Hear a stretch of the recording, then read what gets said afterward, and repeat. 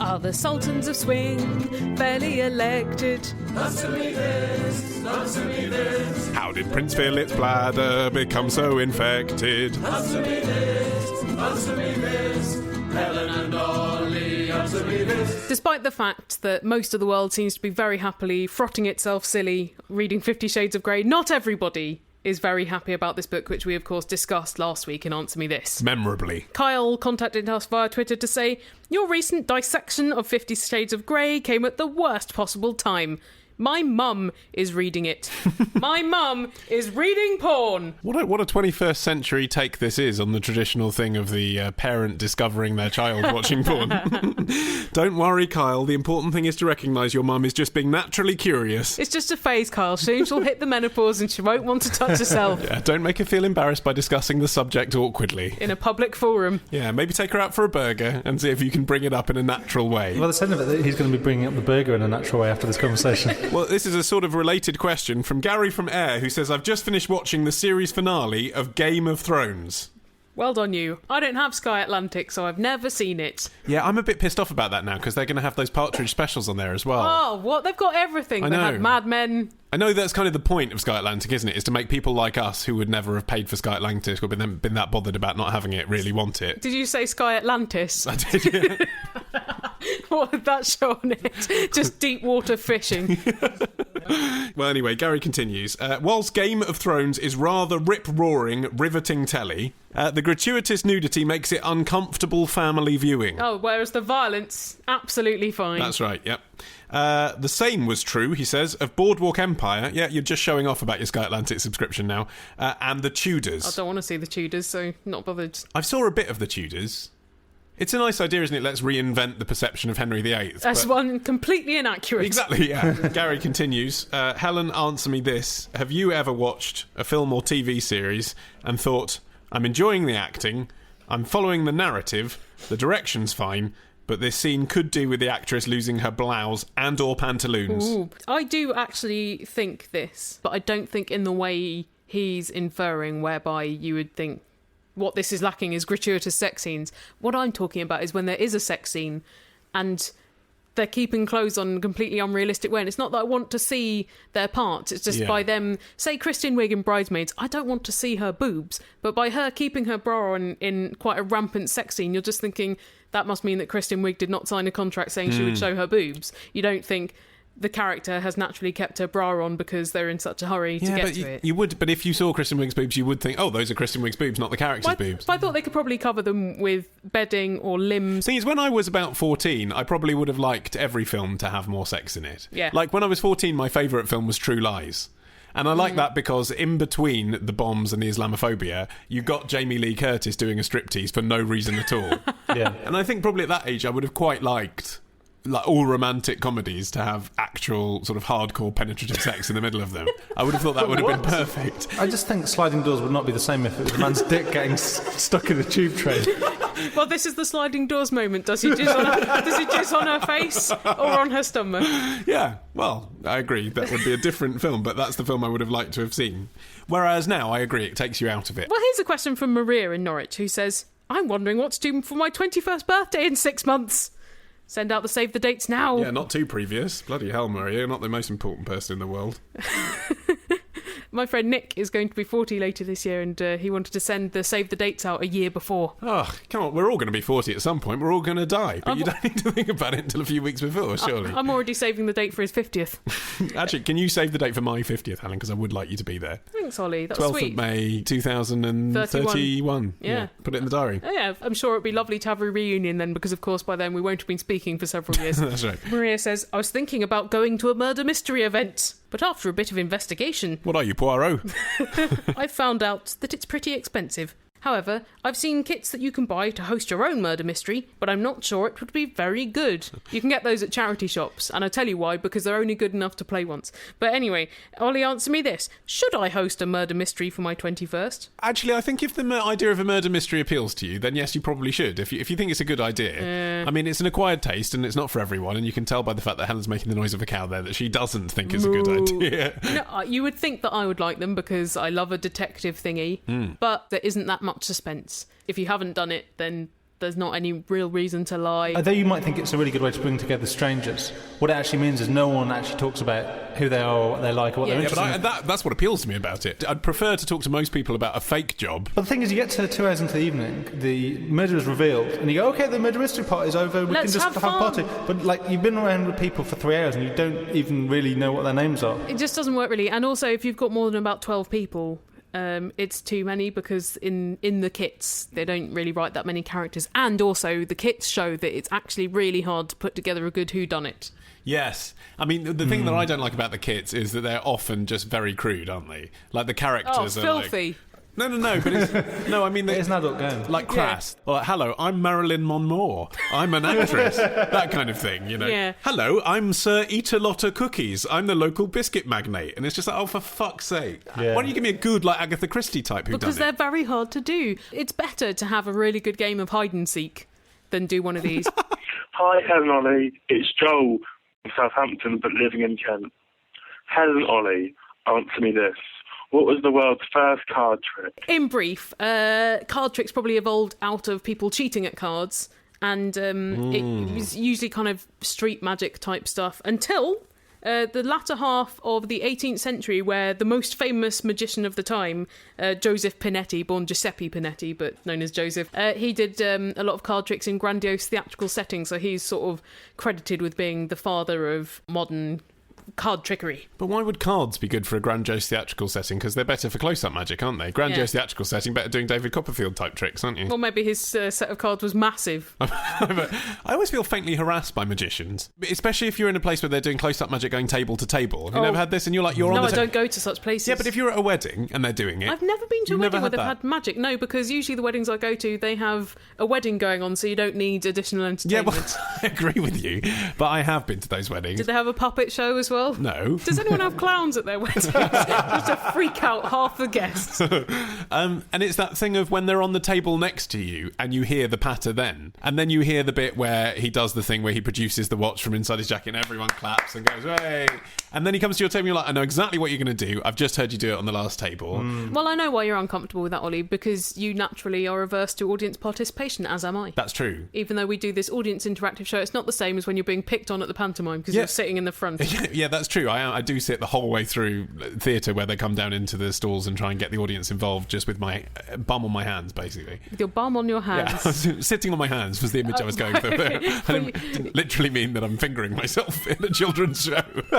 I meant that I was trying to be, restrained. And that's why they sell those giant foam hands at the Bromley Panto. I had a Gordon the Gopher card set when I was a kid. Did you? Yeah. That's cool. It was kind of cool, actually, Helen. Yes, thank you for finally recognising that. You're a cool guy. I was really cool. Why did no one notice at the time? You could have got Philip Schofield to sign every one of those cards. I could have, yeah, but I threw them away by the time I ever met Philip Schofield. I've got a pack of cards with some dirty pictures on from the 50s that were my granddad's. That's brilliant. Yeah. Although you realise your granddad probably did have a wank over those. Look, you can still shuffle them, so... I wonder if the porn on cards thing actually was a way of hiding the pornography in an innocent-looking thing. If you have a look at a Gideon's Bible from 1955, woo, steamy!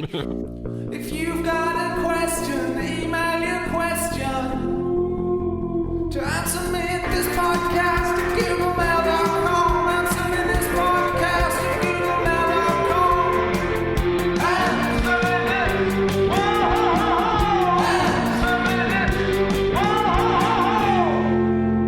So, retrospectors, what historical events are we ticking off on this week's run of Today in History? On Monday, the anniversary of the day Ozzy Osbourne and a bat came face to face on stage. On Tuesday, we go back to the future with a potted history of the DeLorean.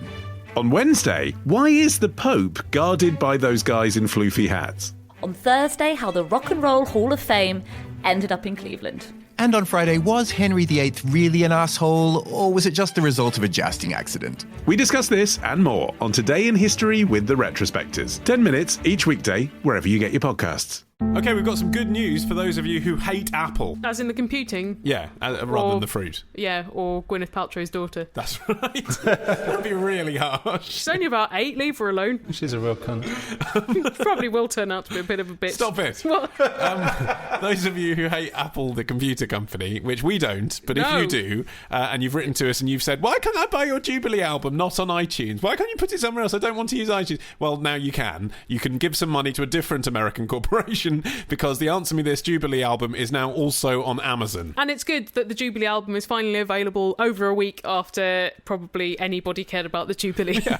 But nonetheless, like, not the questions in that album, they're not just about the Jubilee, they're about the royal family. Yeah, for as long as the monarchy stands, that album will be relevant. And then after the monarchy has fallen, that album will be an interesting time capsule. It'll be a monument, won't it? Like the Victoria Monument. People will be performing around it in 100 years' time at a special concert. Anyway, the links to the version of the album on Amazon as well as the iTunes links is on our albums page on our website. So please head there. Thank you very much. And in the meantime, we have this question sort of about the Jubilee. Well, inspired by the Jubilee. Inspired by the Jubilee, as we all were. It's from to Jenny. bring out the BBC and complain. It's from Jenny from Gainsborough, who says, Helen, answer me this. How did the system of associating materials with years come about? I.e., 25 years for a silver jubilee and 50 years for a golden jubilee, etc. So this applies to sort of marriages as well, doesn't it? Yeah, well, I think they got it from marriages. It originated in probably medieval Germany because it was a tradition that if a couple had been married for 25 years, then you brought them gifts of silver wealth to celebrate the good fortune that had attended them for those 25 years. And the same on the 50th, the wealth of gold. And the rest of them were irrelevant. And then... Do you think the rest were irrelevant because no one ever lived that long? So you could say, oh yeah, it's diamond at 60 because no one ever had a 60-year marriage, really. No one lived till 85. Well, diamond used to be 75 and then for Queen Victoria they lowered it to 60 okay, because they thought... Realistically, no monarch is going to be celebrating the Diamond Jubilee if we leave it at 75. Yeah, and actually, if anyone has some diamonds to show off, it's Queen Victoria. Yeah. Although she was probably just wearing jet mourning jewellery as she did for most of her life after Albert died. But what I mean is the anniversaries in between 25th and 50th, or even just any of them, was the American National Retail Jeweller Association, now known as Jewelers of America. In 1937... they introduced an extended list of gifts. So, extended list of things you could buy through their outposts to celebrate anniversaries. Although it's Martin's and my 10th anniversary earlier this year, and that is tin. And are you going to do anything for that? Maybe buy each other a DVD of The Wizard of Oz? We watched Pushing Tin. Pushing Tin. Okay, nice. We had a weekend of eating lots of nice food. Yeah, lots of nice tinned food. One of them is really shit, isn't it? Is it paper?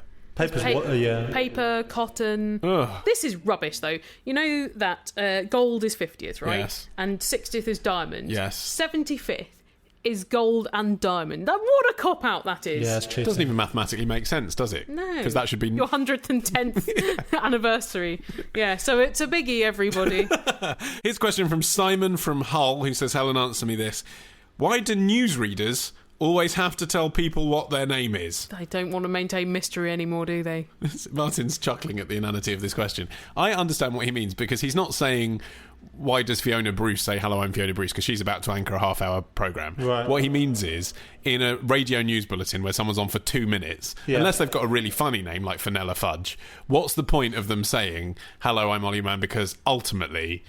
who cares? Well, you tuned in to the Steve Wright show. You haven't tuned in for the newscaster. Some people might tune in for Sally Traffic. No, they might. Yeah, in her case, because she's obviously got some really weird men who like to be dominated who listen to her. Okay, one. Some people might not care about the specific person, but they want to know that it is a person and therefore someone who is blamable if things go wrong. Possibly. 2, some people might care. They might think, oh, I trust that newsreader. 3, the newsreader might want to be recognised for their work. Yes, I think that's really what's happening. It's like watching TV credits going, I personally don't care about any of these people, but other people do care and they want their work recognised. Someone somewhere cares. You just got to accept, listeners, other people care about things you don't care about. For instance, I might think, why do they bother having branches of bookies or dry cleaners or showing football? But it's because those aren't my interests. That's right, yeah. And you might think, why do they bother making cotton printed fabric? Where do you stand on the whole thing of shrinking the TV credits down to the tiny corner in the side of the screen and then running a promo in the 2/3 of the screen? Because that seems like the worst of both worlds. Yeah. Just disrespecting the people, I'm sure, and you're not really giving a proper promo. I'm sure Charlie Brooker's talked about that, how much it annoys him. I'm pretty sure that in America, though, I've actually seen the credits for the previous show running over the beginning of the new show. Yes, yeah. That's just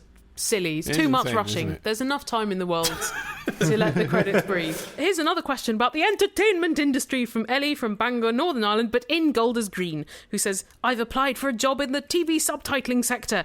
Wow. I've loved having subtitles on whilst watching TV for as long as I can remember. It's good to have a passion. Yeah. Ollie, answer me this. Have you any tips, factoids, subtitles-related gems, pearls of wisdom, or further insight into the world of TV subtitling that I should know and could dazzle my interviewer with? Goodness. I might love subtitles, but I don't actually know much about them. Right. Well, I'll try my best. I don't think an interviewer who is looking for a subtitler wants to be dazzled with facts about the industry they themselves work in. They want somebody who can type fast and accurately. Well, interesting you should say that, Helen, because that is a misconception. No, well, it depends whether you're doing live subtitling or not live. Correct. If it's live, 70 words per minute or more. No. Oh. It is a misconception about live subtitling. It is, in fact, only on pre-recorded subtitling nowadays that they tend to use typists, stenographers. On live broadcasting, actually now, the modern way with subtitling, they have someone wearing headphones listening to the speech as it comes out, and then what they do is they speak it into a speech recognition software package. Oh, that explains why there are so many wrong words now then in the subtitles. Because the speech recognition software package is a bit fallible anyway. If it was translating what was actually going out on the screen, that would be problematic. So they have a special person who can command that it's learnt the voice of, and they read the words in their sort of soft, neutral tones, and they try their best to match up as many words as they can. But if one goes out wrong, like if you get TWO instead of TOO, yeah, exactly. There's not much you can do about that, basically. But the job is actually talking into a machine rather than typing now. Okay. Although my friend Claire, admittedly this was a while ago, but she went on a date with a subtitler at a news channel, and he said that there were two subtitlers working simultaneously for the live news stream, so they took every other sentence. So they were typing, were they? They were typing, right, but that was 2003, so maybe the industry has moved on a lot. It has actually, in fact, because the BBC set a deadline. I can't believe I've learnt this today. Dazzling pearls of wisdom facts. The BBC set a deadline of, I think it was 2008, that by then 100% of their programming would be subtitled. And they were the first broadcaster in the world to do that.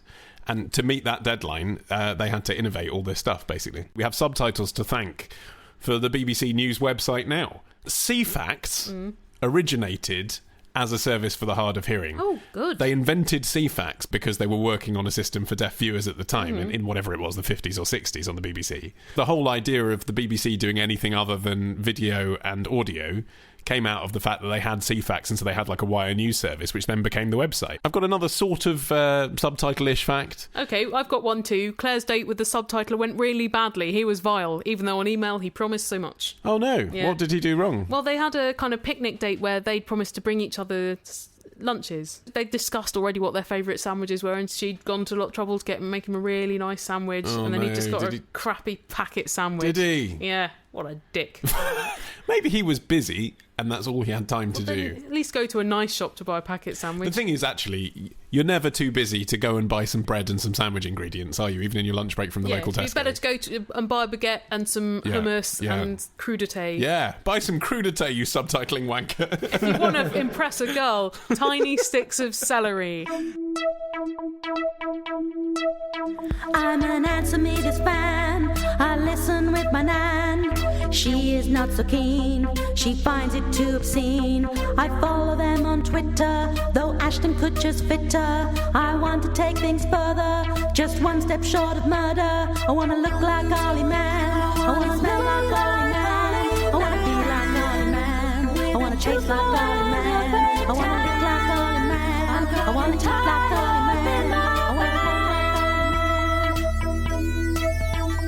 We've had a few people complain that they don't like the musical interludes on our podcast, to which I say, fuck you. Yeah. You know, they don't just serve as a respite from us talking, they also convey valuable information. They act as mnemonics. Yes. For instance, we've had this email from Kate who says, for years I've had trouble remembering my home phone number, but recently realised that the last 4 digits, 5877, are the same as yours. Oh, that's brilliant. Now I sing my phone number to the Answer Me This jingle and have no trouble remembering it whenever a nice man asks for my number. Does she also do her email address to our song? Yeah. Anyway, if you want to set your own telephone number to a jaunty bit of music, here's the tune and here's our number 2. 0208 123 5877. You can also Skype us at Answer Me This. There's no tune for that. You just have to remember with your brain. Hi, Helen and Ollie. It's Lawrence from Reading. I'm in a shop and I just watched a baby, well, a toddler of about 2, break a china pot. His mother just told him to, tidy it up and put it back on the shelf, and then she left very hurriedly. Answer me this. Should I have told the shop assistant? The baby was very cute, and his mother was wearing an M&S worker's hoodie, so maybe she couldn't afford to pay it. What a soft heart he has for a cute baby and a mother who may be tired after a long day at the M&S coalface. I disagree, Helen. I think this is outrageous. I think, Lawrence, you should be calling Crime Watch with this information. You've seen a baby break a pot. Was there a notice up saying all breakages must be paid for?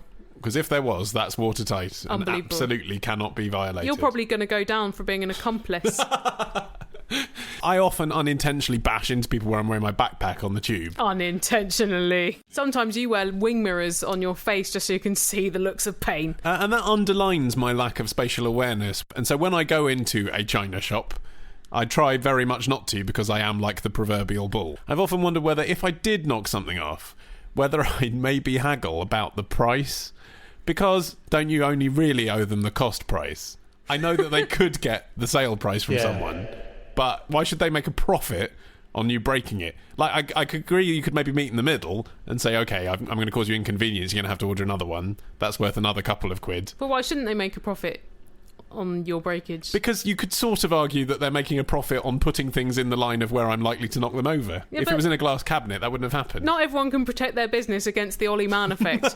Surely most of the time they just go, yeah, we account for breakages in the cost of the items that we sell. Well, this is what happens to me at supermarkets, where admittedly the things that break, say a jar of pickled onions, is only worth a couple of pounds. Yes, yeah. And I say, don't worry, I'll pay for it. And they go, no, don't worry. Here's another one, completely intact. And I always find that quite remarkable customer service, because I'm happy to pay for it, seeing as it was my fault that it broke. See how different we are, Ollie? I'm happy to pay. Which supermarket and you think Sainsbury's and Iceland. I'm going to go to Sainsbury's and Iceland, willingly go around smashing pickled onions and see what happens. Oh, they still make ketchup in glass bottles, do they?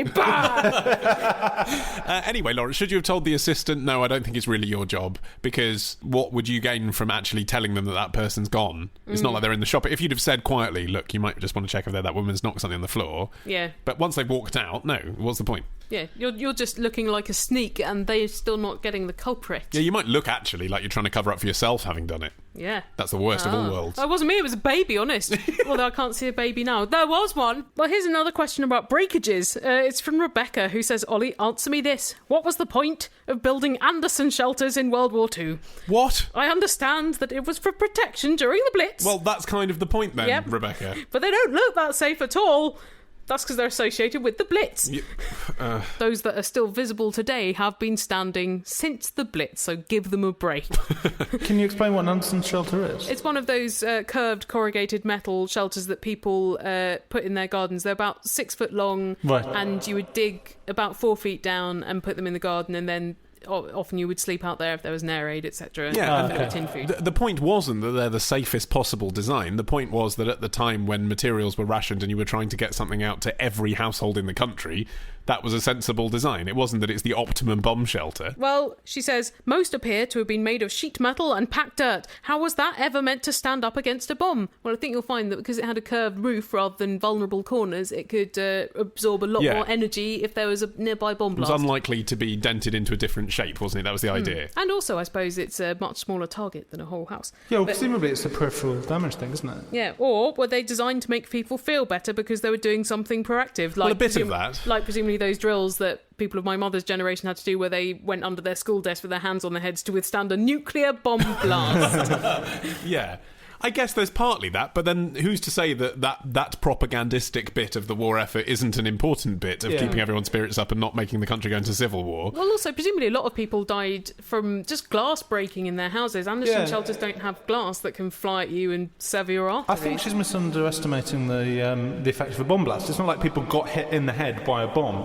their houses will collapse, or Yeah. glass will fly everywhere, or they'd be trapped under rubble. And Or if they you're get hit by shrapnel or something. yeah, so if you're in a little bit away from flying bricks, then that itself makes it a bit safer, doesn't it? That was the idea. So, I mean, it was a relatively reliable place to hide, although, of course, I guess more people were saved by going into tube stations and stuff than in these things at the end of their gardens. Well, it was interesting. A lot of people refused to sleep in the Anderson shelters because They're bloody horrible, damp and scary. You can still hear the bombs and the smell and everything. Well, they're very prone to flooding because they were lower than ground level, and they were really cold in winter. So then they invented the Morrison shelter, which was that one that was like a cage that you could also use as a dining table in the day. Yeah. And apparently that was designed to withstand the impact of a 2-story house falling on top of it. Wow. Yeah. And actually, to qualify for one of those, you need an income of less than £350 a year, so you'd still qualify, Helen. Yes! Worth getting in there. Free dining table. I don't know about you, listeners, but sometimes I reach the end of a podcast with a wanton craving for more. In such moments, I confess I have recourse to the Answer Me This app on the iPhone and, additionally, in times of dire need, Android, upon which I have indulged in the weekly bonus material and over 3 hours of best bits.